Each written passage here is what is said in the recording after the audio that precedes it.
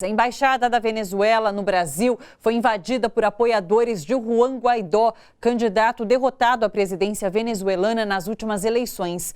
Nesta madrugada, Fred Meregotti, encarregado de negócios da embaixada, disparou um áudio no WhatsApp denunciando a invasão e pedindo ajuda aos brasileiros.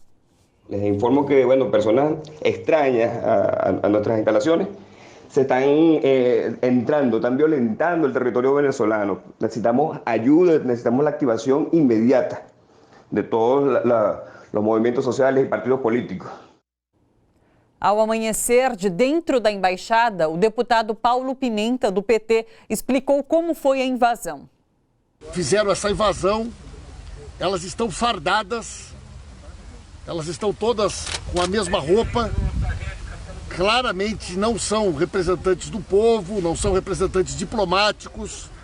Todos eles têm um estilo de lutadores de academia. Tudo leva a crer que foram pessoas contratadas, milicianos, para fazer essa invasão. Aqui na embaixada, além de funcionar o corpo diplomático, é o local também de residência das pessoas que trabalham na embaixada. Aqui residem várias famílias, a maioria do corpo diplomático é formado por mulheres e tem várias crianças também aqui dentro. Os invasores, eles fecharam o acesso principal aqui, colocaram correntes, colocaram um carro para dentro da embaixada para poder bloquear o portão e colocaram também um grupo na outra entrada, uma entrada de serviço que também está bloqueada. Alberto Palombo, identificado como líder da invasão, foi expulso da embaixada e teve muita confusão no momento.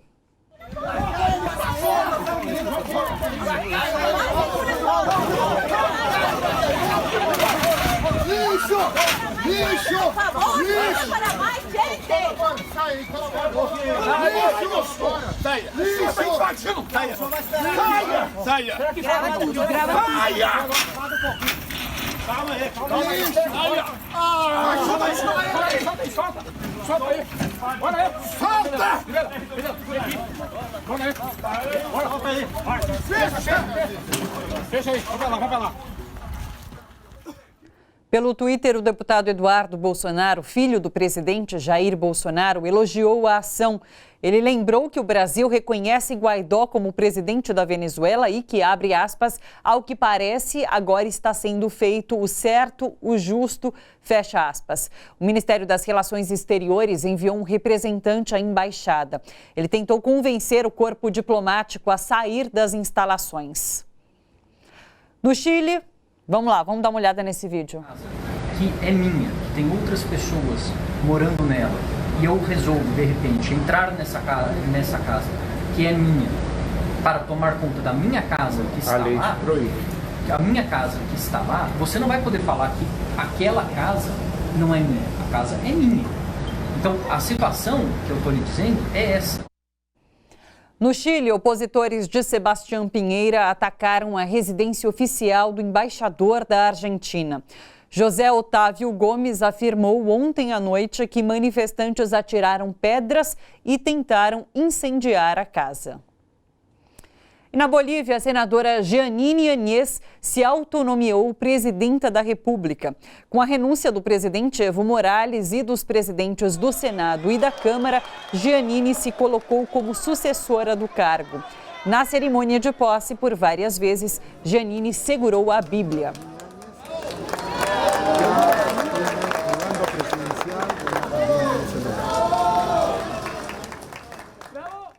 Mas há forte resistência ao golpe no país. Na cidade de El Alto, a segunda maior da Bolívia, milhares de pessoas estão nas ruas. A cidade tem 1.200.000 habitantes e fica a 35 minutos da capital La Paz.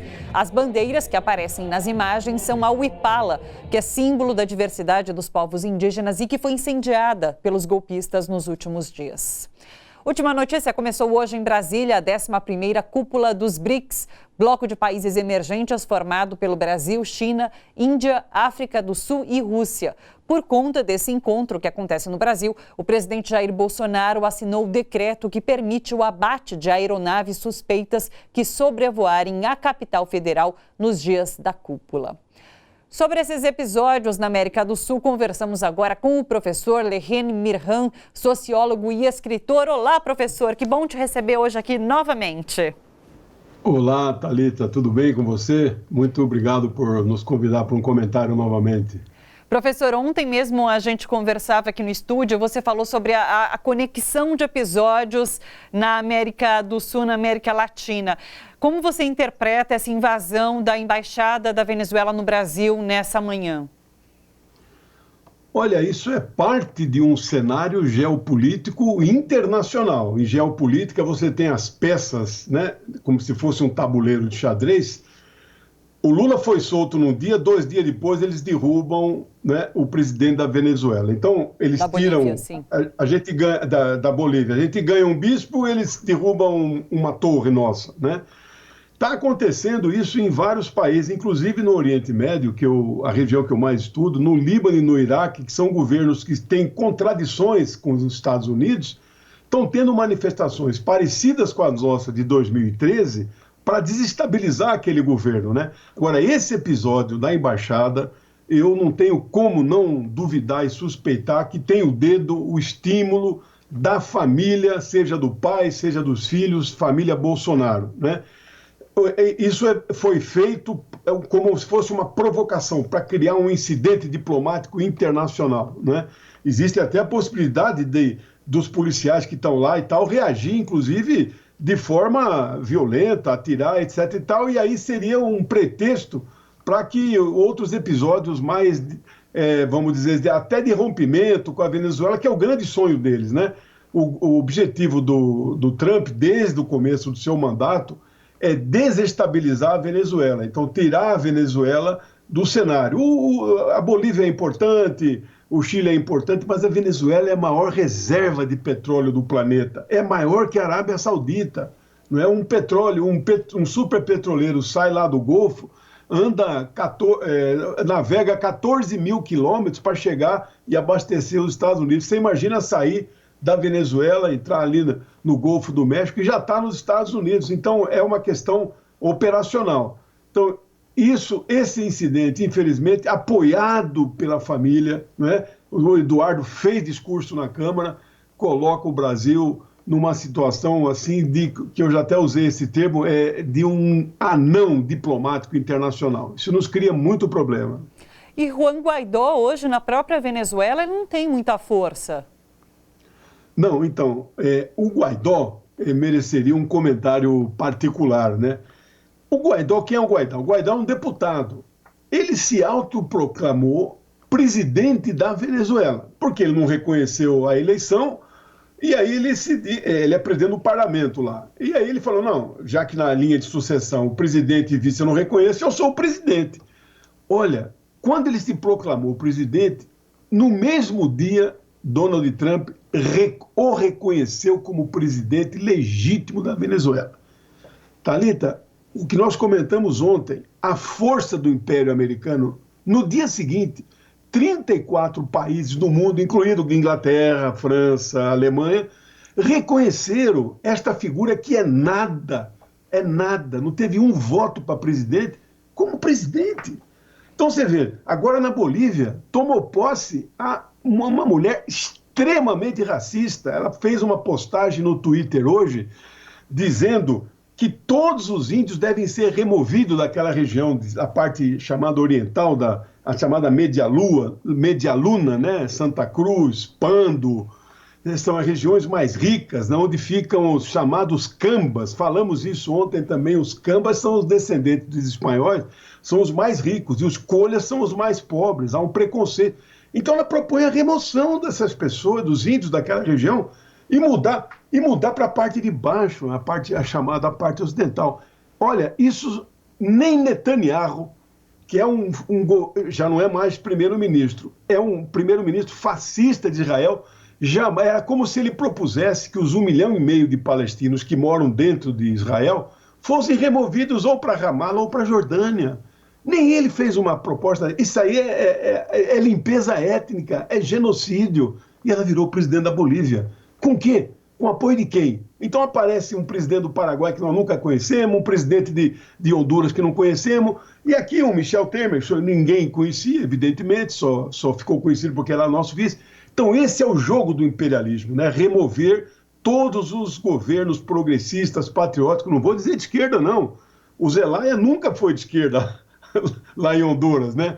O Lugo é um padre, né? Mas ele tinha contradições com os Estados Unidos. Então, esse é o grande objetivo, né? Tirar esses presidentes que têm contradições, né? Você vê, o Lula nunca expressou uma contradição assim frontal com os Estados Unidos. Ele, pessoalmente, disse que ficou amigo do Bush, filho, inclusive, né? Manteve uma relação cordial. E assim que deve ser.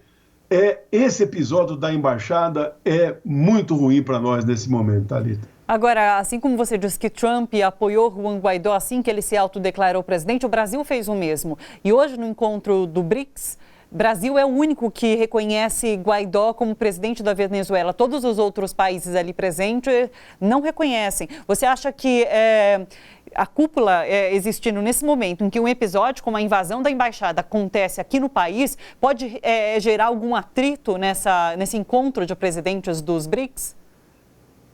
Gerar atrito, talvez não. Eu quero aqui minimizar um pouco. Os BRICS viraram RICS. Por que o B dos BRICS? Nós perdemos o B dos BRICS. O BRIC é uma organização, né, geopolítica mundial, de cooperação econômica, política, diplomática, etc., tal, que tem um objetivo muito claro de criar um polo alternativo aos Estados Unidos. Então o BRIC já virou RICS. E o I do BRICS, dos RICS, o I, a Índia, também não é lá. O Narendra Modi, ele foi reeleito e fez maioria no parlamento sem precisar fazer acordo. Ele é diferente, ele é um homem conservador, de direita, mas é uma direita tipo Macron, não é uma direita raivosa, fascista igual ele. Mas não é aquela Índia que nós, né, gostaríamos de ver, que foi dominado pelos ingleses, maltratada, espoliada durante 150 anos, etc. Então, eu acho que esse episódio... Agora, o fato é positivo que nenhum deles reconheça o Guaidó, né? O que reconheceu o Guaidó, e não é pouca coisa, é esses países centrais da Europa, né? E aqui o Brasil, né? O Brasil tem um peso, né, nesse mundo multipolar que a gente sempre defendeu, porque hoje o mundo é unipolar, só tem um centro de poder, um xerife no mundo. O Brasil sempre foi um polo na América Latina, né? E aí agora esse polo está subordinado totalmente aos Estados Unidos, ameaçando romper o único acordo comercial que nós temos com os países vizinhos, que é o Mercosul. Então é uma situação desastrosa para nosso país. Professor, eu vou fugir até um pouco da pauta aqui. Você falou sobre esse poder que emana dos Estados Unidos. A eleição no país acontece no ano que vem. Você vê possibilidades de Trump não se reeleger? Olha, antes da eleição dele, ele vai ter que enfrentar um impeachment, né? Um pedido do impeachment. Eu acho que, pessoalmente, o processo do impeachment não prospera no Senado. Ele pode até... Isso aí é para fazer política, né? Pode passar na Câmara, os democratas têm maioria, Nancy Pelosi é presidente, ela aceitou abrir o processo. No Senado é mais difícil. Mas ele chega no ano que vem, vamos dizer, sangrando, como a gente se usa aqui no Brasil esse termo, né? Ele chega machucado, ele chega arranhado. Mas as pesquisas que nós temos acesso, nós temos contato lá com companheiros do campo da esquerda, eles estão preocupados porque uma parte da população militante, né, lá o voto é facultativo, ainda tem uma tendência de votar na reeleição dele. Então, e os candidatos alternativos, né, a Elizabeth Warren, o Bernie Sanders, no Partido Democrata, e mesmo a Hillary, que eu acho que no final talvez ela possa até se apresentar de novo, não conseguiriam, nesse momento que as pesquisas mostram, fazer esse enfrentamento. Então, infelizmente, se isso acontecer, de fato, há uma consolidação no mundo, né, desse campo, não só neoliberal, né, como um campo ideologicamente mais à direita, né? Você vê, o fascismo, não estou aqui dizendo, eu não uso o termo fascista para o Bolsonaro, ele é um neofascista. Mas você vê, ele saiu do PSL ontem qual é uma das características do fascismo, né? O líder fascista, ele acha que ele fala direto com as massas sem precisar intermediário. Então não tem necessidade de partido. Eu acho, não tenho absoluta certeza do que eu vou dizer, mas na história dos países republicanos, não me lembro de cabeça um presidente que saiu do partido que ele foi eleito no transcurso do mandato. É uma coisa inédita. Ele vai fundar outro partido com um nome que tem a palavra aliança, para lembrar a Aliança Renovadora Nacional, que é o partido que sustentou a ditadura. Então é um caso muito difícil, o fascismo está, a extrema-direita ganhando aqui e ali, nós temos que unir forças e para enfrentar esses caras, né? Olha só, você que curte a TVT e quer contribuir com a gente para que a nossa programação chegue cada vez mais longe, se inscreva no nosso canal do YouTube /Rede TVT e torne-se membro. Ou então faça sua contribuição em nosso Catarse. É só acessar catarse.me/TVT. A gente agradece.